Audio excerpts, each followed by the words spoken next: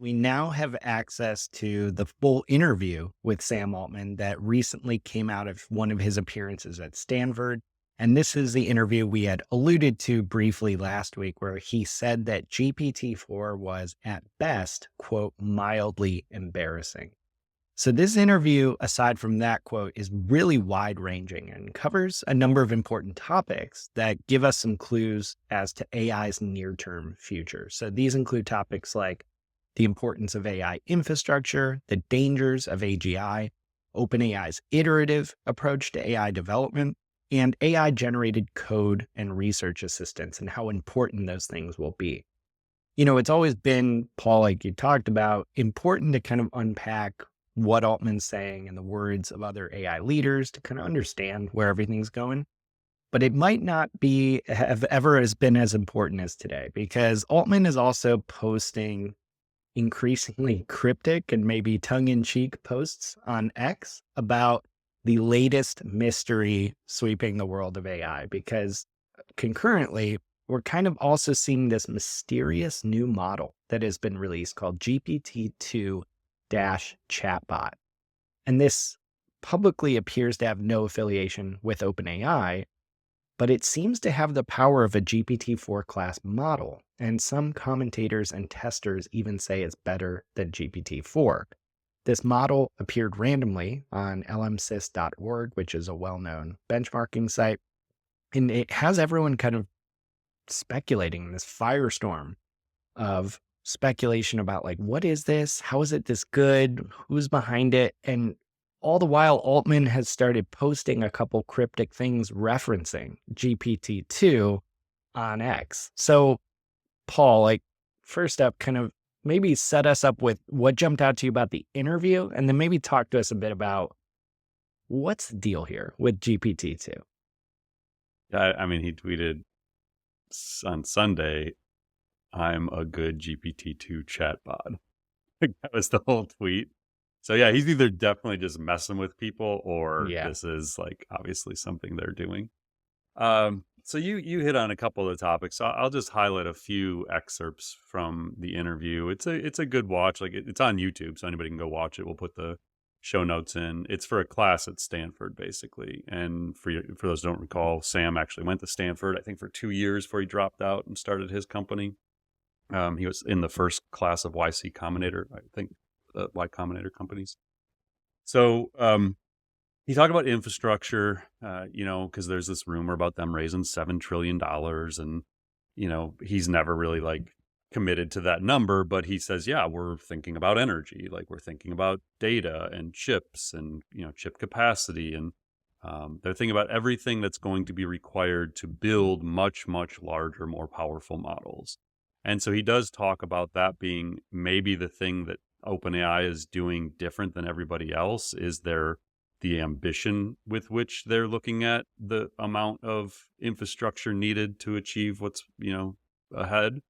So he talks a little bit about that. It's about a 40-minute interview, but they take like 10 or 15 minutes of questions from students. So he also talked about GPT-4. You mentioned the quote about ChatGPT is like mildly embarrassing. So the full quote there is, ChatGPT is mildly embarrassing at best. GPT-4 is the dumbest model any of you will ever have to use again by a lot, but it's important to ship early and often, and we believe in iterative deployment. If we go build AGI in a basement and then the world is kind of blissfully walking blindfolded along, I don't think that's going to make us very good neighbors. So again, this is just reinforcing why they do what they do, why they preview Sora, why they put ChatGPT in the world when they think it's an embarrassing product. Like they're trying to prepare society for what comes. So then he did get a little bit more into the iterative deployment thing. And I thought this was maybe the most fascinating part of the whole thing, because he also then got into the cost of doing this. And so he said, we learn and we get better. And it does kind of suck to ship a product that you're embarrassed about, but it's much better than the alternative. And in this case in particular, where I think we really owe it to society to deploy iteratively, one thing we've learned is that AI and surprise don't go well together. People don't want to be surprised. They want a gradual rollout and the ability to influence these systems. That's how we're going to do it. And there may be a point where could totally be things in says that sometimes it's the language is a little, there's a lot of likes, you got to jump around a little bit. um, the ability to influence these systems. So in the future, things could change where we'd think iterative deployment isn't such a good strategy, but it does feel like the current best approach that we've had. And I think we've gained a lot from doing this. And hopefully the larger world has gained something too. And this is the part where I was like, wow. He says, whether we burn, because he got asked about like how much money they're burning. And he basically said, I could care less. He said, he literally said, there's probably someone at OpenAI who cares about and tracks how much money we're burning, but it's not me. So he said, we could burn 500 million a year or 5 billion or 50 billion a year. I don't care. I genuinely don't, as long as we can stay on a trajectory where eventually we create way more value for society than that. And as long as we can figure out how to pay the bills, we're building AGI. It's going to be expensive, but it's totally worth it. Hmm. So I thought that was a fascinating one. And then he got a little bit more into AGI. The interviewer asked him about his definition. So the interviewer said to Sam, you have defined it as software that could mimic the median competence of a competent human at tasks they do. And Sam's basically like, well, that's a terrible definition. And he's like, well, I'm just telling you what you've said.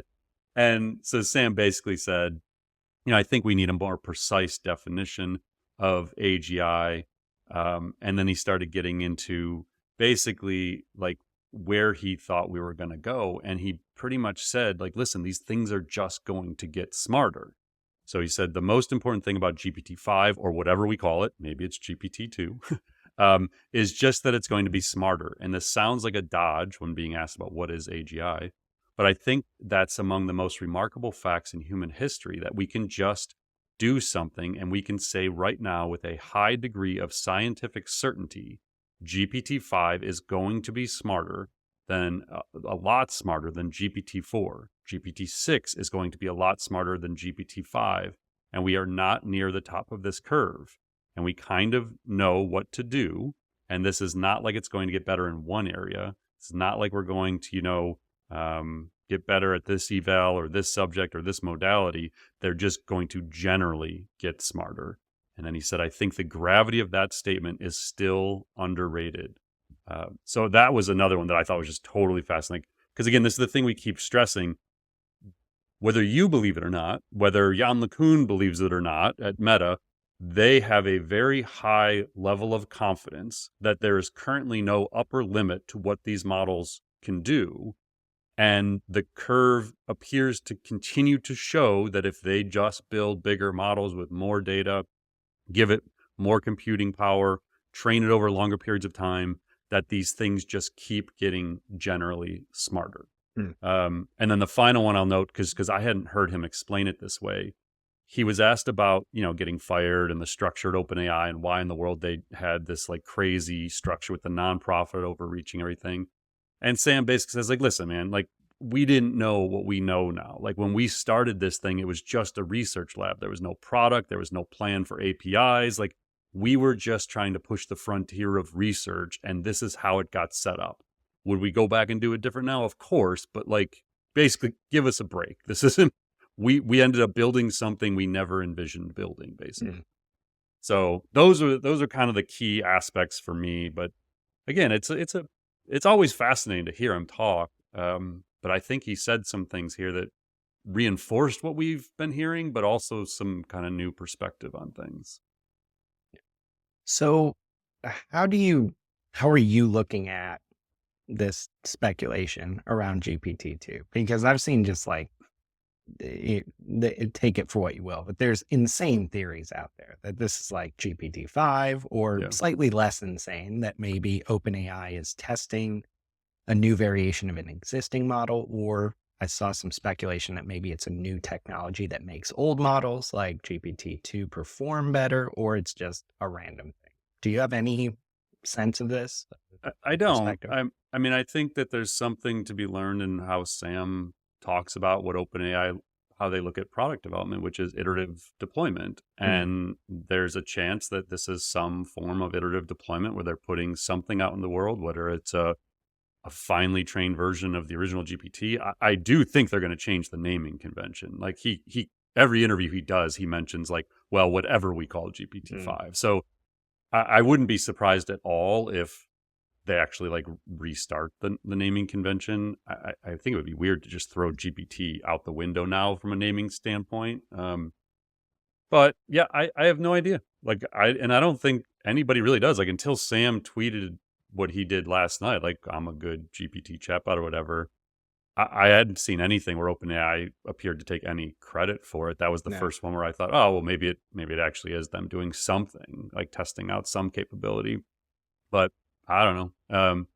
There's a lot of rumors going on. Like there's increasing rumors that they're going to announce a search engine, maybe even this week. Mm. I think it's just a big guessing game, and I haven't really seen any. Until we hear, I think, from OpenAI whether it is or is not them. It's just guessing.